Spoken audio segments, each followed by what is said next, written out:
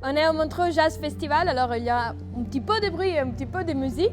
On est ici avec Pierre Landau.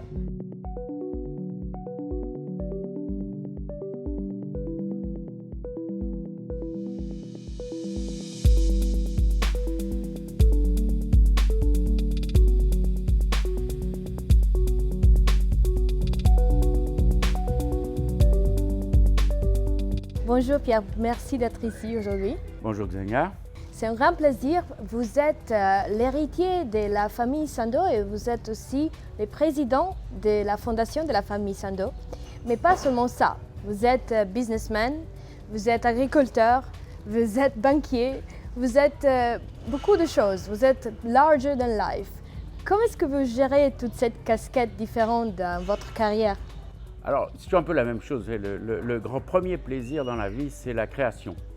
C'est vraiment trouver une idée originale, de pouvoir la développer.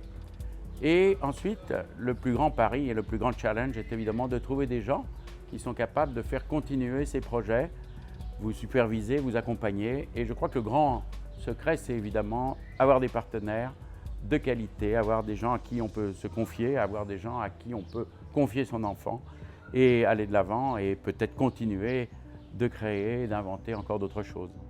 Vous partagez votre vie entre la Suisse et le Brésil depuis plus que 20 ans. C'est quoi que vous a apporté au Brésil?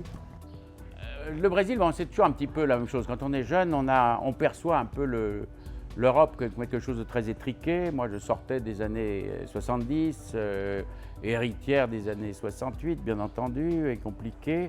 Et j'avais l'impression que l'Europe était peut-être trop petite pour les projets que j'espérais développer.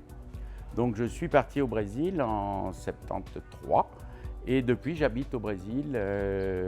Maintenant je me suis retiré depuis 77 d'ailleurs sur une ferme et j'ai repris d'autres activités, en particulier la pisciculture, d'eau douce, l'alimentation humaine à travers l'utilisation de soja qui est une source de protéines extraordinaires mais destinée exclusivement à l'alimentation humaine et pas du tout du soja destiné à l'alimentation bovine comme traditionnellement ou animale. Et puis des légumes bio et tout ce genre de travail justement de formation accompagnée. Et là, ce qui est passionnant, c'est toujours de pouvoir travailler en transmettant justement un message, en transmettant des techniques, en donnant accès à des gens qui avaient beaucoup de difficultés, accès au marché, accès effectivement à une valeur ajoutée que nous essayons de leur donner.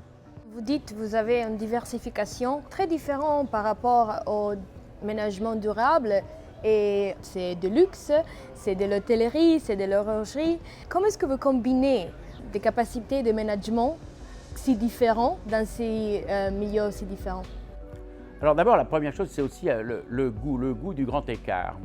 Le plaisir de pouvoir passer de la mamite de ma vache carapette à effectivement des grands problèmes mondiaux. J'entends où va effectivement, je suis membre du conseil d'administration de Novartis, on se demande effectivement, on essaye de projeter un peu les secteurs dans lesquels nous travaillons sur 5 ans, 10 ans.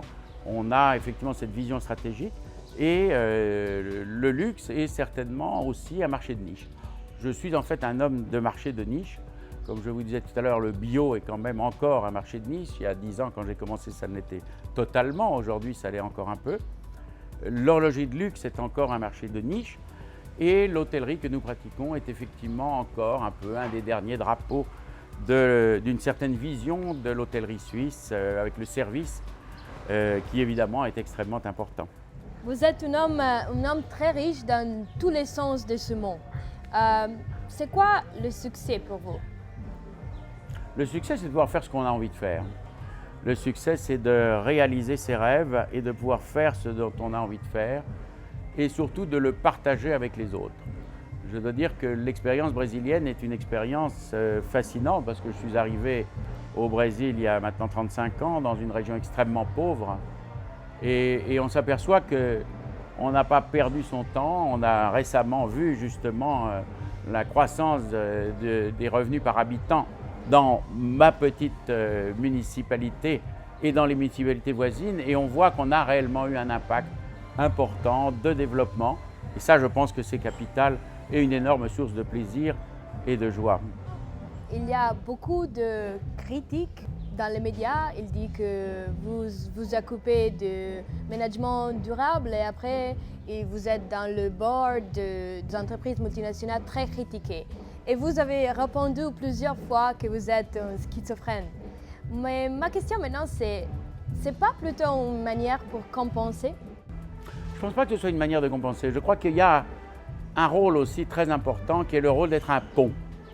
Le rôle de pont est très important. Quand vous avez deux mondes qui ne se parlent pas, on ne réussit jamais à avancer. Donc il faut pouvoir mettre d'une manière ou d'une autre ces mondes, non plus en parallèle, mais convergents. Et j'ai toujours voulu, aujourd'hui je ne suis plus membre du conseil de Syngenta, mais j'ai toujours voulu justement jouer ce rôle de pont, ce rôle de go-between, pour essayer d'expliquer les intérêts de chacun des deux à l'autre. Et je pense que je l'ai pas mal fait, et je ne suis pas le seul à l'avoir fait bien sûr, puisque aujourd'hui, puisqu'on parlait, et j'ai beaucoup été critiqué sur l'agriculture et le fait d'avoir été un des membres du conseil fondateur de Syngenta, je pense qu'aujourd'hui, la toxicité des produits qu'on utilise est extrêmement réduite. Aujourd'hui, la préoccupation sur l'environnement est beaucoup plus grande qu'elle n'a jamais été. Et toute cette notion de traçabilité des produits est devenue réellement, qui vient directement du bio, est devenue réellement une réalité dans une multinationale comme Syngenta. C'est comment Mr. Lando comme boss? Je pense que ce n'est pas très facile. Je pense que ce n'est pas très facile parce que je suis en tout cas au Brésil, on ne m'aime pas tellement parce que je suis très franc. Alors le nordestin, qui est un homme extrêmement fier, lorsqu'on le met devant la réalité des choses et qu'on lui dit bah, écoute, tu as foiré, tu as raté ton coup, tu as fait ça, parfois ça le choque. Ceux qui travaillent depuis longtemps avec moi acceptent au contraire et demandent pour finir ces commentaires. Mais au début, au Brésil en particulier, les gens sont choqués par mes remarques qui sont parfois blessantes, mais qui pour finir sont réelles et on les reprend ensuite ensemble et on s'aperçoit qu'on peut tout à fait améliorer la situation. Mais parfois j'ai une manière extrêmement directe de dire les choses et qui est assez mal perçue.